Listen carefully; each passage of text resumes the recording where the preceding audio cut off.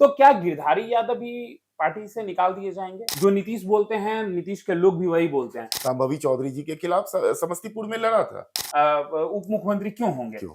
लेकिन राज्यसभा सदस्य हो जाने का ये तात्पर्य नहीं है कि वो बिहार के मुख्यमंत्री नहीं रहे। तो नीतीश के पार्टी के ही सांसद को लेकर सवाल खड़े किए जा रहे हैं। क्या नीतीश कुमार सचेत हैं? क्या निशांत को मुख्यमंत्री बनाया जा सकता है? क्या सोचते हैं? ओरमा ग्रुप, जो सोचता है वो करता है। आपके अपने सपनों का आशियाना। देखिए, बिहार की राजनीतिक गलियारों में एक अलग भूचाल सा मच गया। आप देखे होंगे, जब से नीतीश कुमार के बारे में ये जानकारी मिली कि नीतीश राज्यसभा जा रहे हैं, तब से बिहार में एक राजनीतिक भूचाल देखने को मिल रहा है। आप ये भी देखे होंगे कि विधानसभा का चुनाव समाप्त हुआ था और ये बातें कही जा रही थी कि आरजेडी का अस्तित्व नहीं बचेगा, यानी कि जो 75 से 25 पर आ गया है, आरजेडी का क्या होगा। लेकिन अब ये सवाल आरजेडी को लेकर तो हो ही रही थी एक तरफ, लेकिन अब ये सवाल नीतीश को लेकर भी हो रही है, क्योंकि जदयू में कुछ ठीक नहीं चल रहा है। अगर सब कुछ ठीक चल रहा होता तो सबसे पहले आपने केसी त्यागी का इस्तीफा देखा होगा, उसके बाद निशांत की भी एंट्री हुई है। तो ये तो पॉजिटिव है कि निशांत की एंट्री हुई है, लेकिन क्या निशांत की एंट्री इसलिए कराई गई है कि निशांत को मुख्यमंत्री बनाया जाएगा? आपको क्या लगता है, निशांत को मुख्यमंत्री बनाया जा सकता है? क्या सोचते हैं आप? कमेंट बॉक्स में हमें ये आप बताइएगा। लेकिन फिलहाल हम क्या कह रहे हैं आपको कि जदयू में सब कुछ ठीक नहीं चल रहा। अगर जदयू में सब कुछ ठीक चल रहा होता तो एक के बाद एक विकेट जो है वो नीतीश की टीम से लगभग गिरते जा रहा है। आपने देखा है, चुनाव के ठीक बाद 12 लोगों को भी पार्टी से बाहर निकाला गया था। क्या नीतीश कुमार सचेत हैं? एक तरफ तेजस्वी यादव नीतीश कुमार के सचेत और अचेत को लेकर सवाल करते हैं कि मुख्यमंत्री अचेत अवस्था में है, और दूसरी तरफ नीतीश कुमार जब राज्यसभा जाएंगे तो बिहार में मुख्यमंत्री कौन होगा, ये सवाल लगातार तेजी से गूंज रहा है। अब आज कल के प्रकरण को आप देखेंगे तो नीतीश के पार्टी के ही सांसद को लेकर सवाल खड़े किए जा रहे हैं। कौन है वो सांसद? आखिर वो क्यों सवालों के घेरे में है? क्या जदयू में चल रहा है? कौन खेल कर रहा है? एक तरफ संजय झा का नाम लगातार चलता है, दूसरी तरफ आप देखेंगे ललन सिंह का नाम। ये लोग पार्टी चला रहे हैं, विपक्ष ऐसा कहती है, और कुछ लोग कहते हैं जो जदयू में ही बैठे हुए हैं। हमारे साथ खास बातचीत करने के लिए निशांत सर हैं, बहुत स्वागत है आपका। भाई, सबसे पहला सवाल मेरा आपसे ये होगा कि नीतीश कुमार, पहले तो ये लूपहोल क्रिएट किया जा रहा है कि नीतीश राज्यसभा जाएंगे नहीं जाएंगे, नीतीश अलग अलग संदेश देते हैं मंचों से। आप क्या सोचते हैं निशांत भैया? उसके बाद हम तो उस पर आएंगे ही कि क्या चल रहा है बिहार की राजनीति में, लेकिन नीतीश राज्यसभा जा रहे हैं, ये कंफर्म हुआ है? नीतीश राज्यसभा जा चुके हैं। जीत हो गई है इसकी वजह नीतीश से? ऑलरेडी राज्यसभा के सदस्य निर्वाचित हो चुके हैं। अगले 1-2 दिनों में उनको इस्तीफा करना है विधान परिषद की सदस्यता से। लेकिन राज्यसभा सदस्य हो जाने का ये तात्पर्य नहीं है कि वो बिहार के मुख्यमंत्री नहीं रहेंगे। अभी संवैधानिक परिस्थितियों के अनुसार उनको 6 महीने का समय है कि इन 6 महीने में वो अपने आप को रिवाइव कर सकते हैं, अपने सिस्टम को रिवाइव कर सकते हैं, अपनी पार्टी को रिवाइव कर सकते हैं।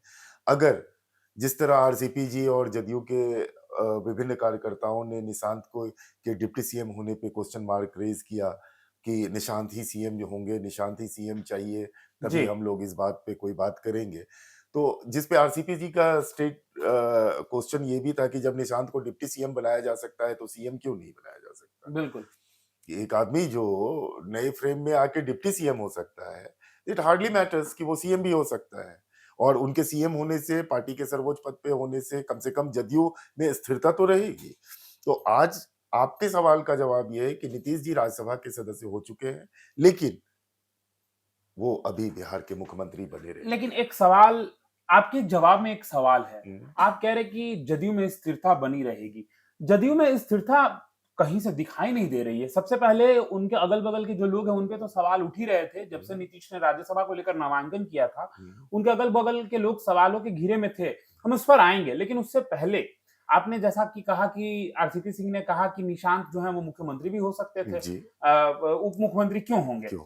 लेकिन सवाल ये नहीं है कि निशांत मुख्यमंत्री होंगे, वो उप मुख्यमंत्री होंगे। सवाल अभी ये है कि केसी त्यागी का इस्तीफा हुआ था, जी। ठीक? उसके अब तुरंत बाद हुँ, इनके ही सांसद को घेर लिया गया है। हुँ, गिरधारी यादव बांका से सांसद हैं, हुँ, उन पर सवाल किए जा रहे हैं। हुँ, एक सांसद दूसरे सांसद के खिलाफ लोकसभा स्पीकर को पत्र लिख रहा है हुँ, कि आप इनको डिस्क्वालीफाई कर दीजिए। हुँ। तो जदयू में बगावत शुरू हो गई है निशांत भैया। नहीं, आप इसको जदयू की बगावत ना कहिए।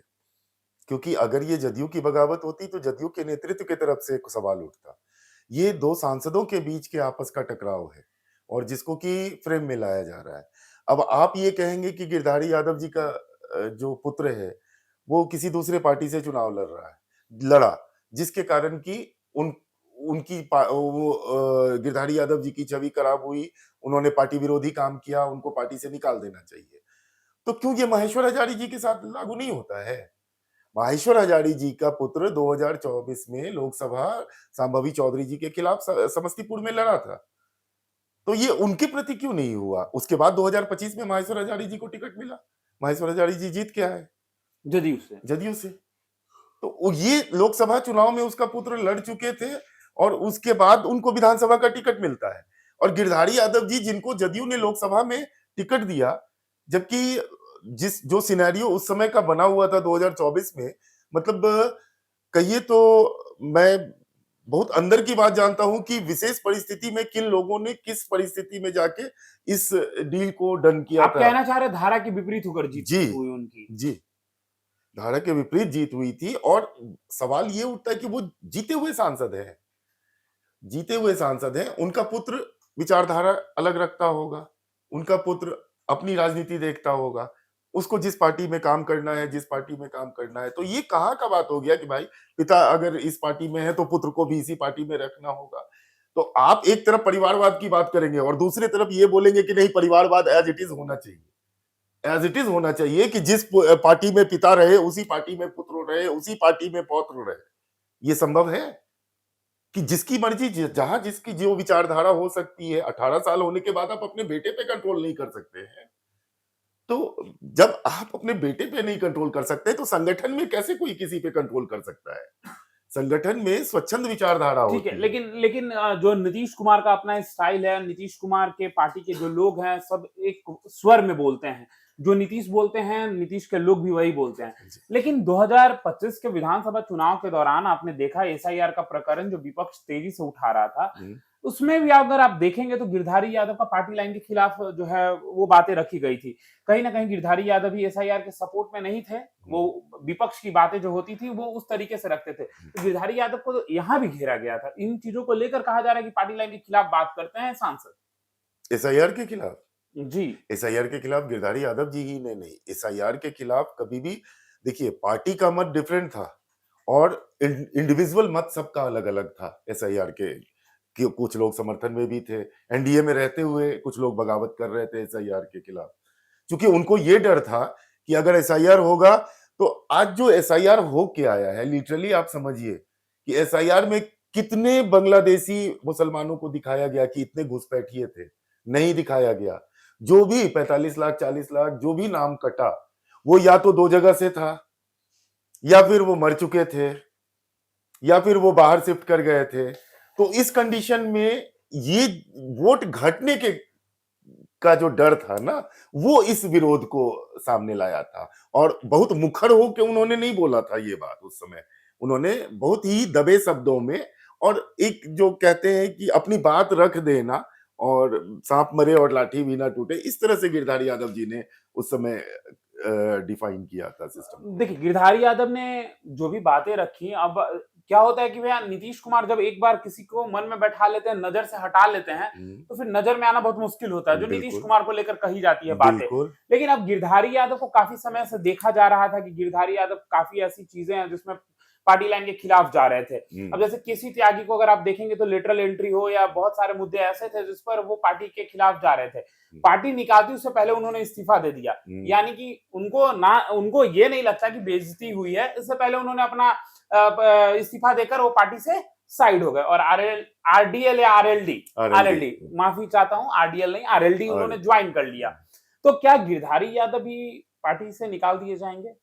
नहीं, अभी के परिस्थिति में तो गिरधारी यादव अगर निकाले जाएंगे तो उससे पहले माहेश्वर हजारी जी पे भी शो कॉज करना चाहिए ना, क्योंकि माहेश्वर हजारी जी के पुत्र ने 2024 में सांसद का चुनाव लड़ा और उसके बाद फिर उनको 2025 में विधानसभा का टिकट मिल रहा है जी। तो फिर कैसे बंद हो सकता है? यानी कि जिस हिसाब से जदयू चल रहा है, जदयू के अंदर की बातें चल रही हैं, एक समय था कि कहा जा रहा था कि आरजेडी जो है वो आने वाले समय में बिहार से समाप्त हो जाएगी, लेकिन जदयू में भी तो सब कुछ ठीक नहीं चल रहा है। तो जदयू में ठीक नहीं चल रहा है, ये तो अभी कह लीजिए कि आप अपने ही घर के चिराग से आग लगी हुई है ना जदयू में। कोई बाहरी आरजेडी को किसने समाप्त किया? आरजेडी के लिए भाजपा और जदयू ने बहुत मेहनत किया। इनफैक्ट आप सिर्फ भाजपा और जदयू नहीं बोलिएगा, आपको चिराग पासवान जी को का नाम भी लेना पड़ेगा, आपको उपेंद्र कुशवाहा जी का भी नाम लेना पड़ेगा, आपको जीतन राम मांझी जी का भी नाम लेना पड़ेगा। तो इन सब ने मिलकर आरजेडी को समाप्त करने की कोशिश की, लेकिन जदयू ने क्या किया? जदयू आज अपने ही घर के चिराग से जल रही है ना। जदयू इसलिए परेशान है क्योंकि बीजेपी जैसा उससे कराना चाह रही है। जदयू या तो प्रेशर में कर रही है या करना नहीं चाह रही है, लेकिन उसको करना पड़ रहा है, तो कहीं ना कहीं ये प्रेशर गेम ही कहते हैं हम लोग। अब आप बोलते हैं कि नीतीश जी इन सब चीजों में एक बारी जो मन बना लेते हैं वो उसी अनुसार लेके प्रेशर चलते हैं, पॉलिटिक्स नहीं झेलते हैं। नहीं झेलते हैं। लेकिन हमने तो देखा है कि नीतीश जी भी वक्त के अनुसार बदलते हैं, नीतीश जी भी वक्त के अनुसार दोहरा मापदंड अपनाते हैं। क्योंकि एक बारी जब उन्होंने तेजस्वी के साथ वाली सरकार गिराई थी, आपको याद होगा कि 2017 में जो सरकार गिरी थी, उसमें नीतीश जी ने तेजस्वी को यही कहा था कि अगर उस समय सुशील मोदी जिंदा थे, उन्होंने प्रेस कॉन्फ्रेंस करके लगातार आरोप दर आरोप लगाए थे तेजस्वी जी पे। तो नीतीश जी का ये कहना था कि आप मीडिया को जवाब दीजिए, आप मीडिया में आइए, मीडिया के फ्रेम में आइए, मीडिया को जवाब दीजिए। और जब सरकार गिरा के उन्होंने मीडिया से बात किया था, तो उन्होंने यही कहा था कि चूंकि वो उन पे आरोप लगा था और वो अपने आरोपों का जवाब नहीं दे पा रहे थे, इसलिए हम पलट गए। यानी कि अभी बहुत तो फिर 200 करोड़ का जब लगा था उनके पार्टी के नेता पे, 200 करोड़ का किसी आदमी ने बकायदा सबूत के साथ, हाँ, प्रेस कॉन्फ्रेंस करके मंत्री रहते हुए उनको, जब उनके पार्टी के थे ना, बिल्कुल, हाँ, नीतीश जी का क्या एक्शन रहा उस पे?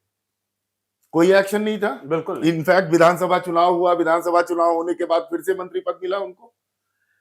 तो ये संभावनाओं का खेल है, इसमें कोई नहीं कह सकता है कि किसी चीज को गठरी बांध लिया गया है।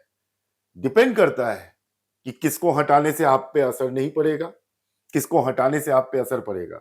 जिसको हटाने से आप पे असर पड़ेगा उसके साथ आप कॉम्प्रोमाइज हो जाइएगा, जिसको हटाने से आप पे असर नहीं पड़ेगा उसको आप हटा दीजिए। यानी अभी बहुत कुछ बचा हुआ है जो जदयू में देखने को मिल सकता है आने वाले बिल्कुल समय में। बिल्कुल बिल्कुल। तो देखिए हमारे साथ निशान सर थे, इनका साफ तौर पर कहना है कि देखिए राजनीति है, सबसे पहले तो ये अनिश्चितताओं का खेल है, किसका कब कहाँ प्रयोग किया जाता है ये राजनीति ही तय करती है, कब किसकी जरूरत है। और आप क्या सोचते हैं, क्या जदयू में सब कुछ ठीक चल रहा है, क्या नीतीश सब कुछ कंट्रोल कर पा रहे हैं या नीतीश को कोई और कंट्रोल कर रहा है? कमेंट बॉक्स में हमें जरूर बताइएगा। फिलहाल इस खबर में इतना ही, बने रहिए भारत लाइव के साथ। धन्यवाद। आपके सपनों को हमने सजाया है, ई होम्स पैनोरामा को हमने बनाया है। ई होम्स मेरा एक सपना था जिसपे मैं पिछले 4 साल से काम कर रहा था। हमने जो बनाया है वो सबने है माना। ई होम्स पैनोरामा में हो आपका भी आशियाना। और फाइनली हमने 2021 में इस प्रोजेक्ट को लॉन्च किया। बहुत लोग अप्रिशिएट कर रहे हैं कि पूर्णिया जैसे शहर में, बिहार के, एक तो बिहार की बात करें उसमें भी पूर्णिया जैसे छोटे जगह में इस तरह का लाइफस्टाइल देना, ये सुन के हम लोगों को बहुत अच्छा लगता है। ई होम्स में हमने कुछ और भी किया है, जैसे हम जिस जगह में रह रहे हैं हमारे फैमिली सिक्योर हो, उनको सिक्योरिटी का ध्यान में रखा है। आपकी सुविधा और सुरक्षा आपके लिए खास है, ये आपका विश्वास है। इसमें आर्टिफिशियल इंटेलिजेंस का 7 लेयर सिक्योरिटी का हमने इस्तेमाल किया है। लस ग्रीन कैंपस को बनाया है, यदि हमारा बाउंड्री वाल है तो वो वर्टिकल गार्डन है। ये जितनी भी फैसिलिटी होता है एक इंटरनेशनल टाउनशिप में ई होम्स है, ये हम लोग विश्वास नहीं कर पा रहे हैं। जो भी हमारे मित्र दोस्त या जो भी हमारे बाहर के बाहर आते हैं तो हम लोगों को बहुत अच्छा सुनने को मिलता है और बहुत अच्छा क्रेडिट मिल रहा है। वो सारा हमने सिर्फ एक बिल्डिंग नहीं बनाया, हमें एक बहुत अच्छा लाइफस्टाइल दिया ई होम्स में, और मेरा एक सपना था जिसको मैं आज फुलफिल होते हुए देख रहा हूँ। ये आपका आवास है। ई होम्स पैनोरामा में अब आपका निवास है। E Homes Panorama, luxurious lifestyle redefined. Panorama group, जो सोचता है वो करता है। अगर ये वीडियो पसंद आई और वह बिहार के राजनीति और बिहारियत से सरोकार रखेनी तो सब्सक्राइब बटन दबा के चैनल के सब्सक्राइब कर ली। ओजे एगो घंटी बा, ओकरा बटन दबा देला से कुल सटीक और मारक खबर रुआ मुफ्त में मिल जाई। अगर रुआ पत्रकारिता के हमनी के नया प्रयोग में सहयोग कर चाहतानी तो ज्वाइन बटन दबा दी। पेटीएम नंबर नोट कर ली 9386816700।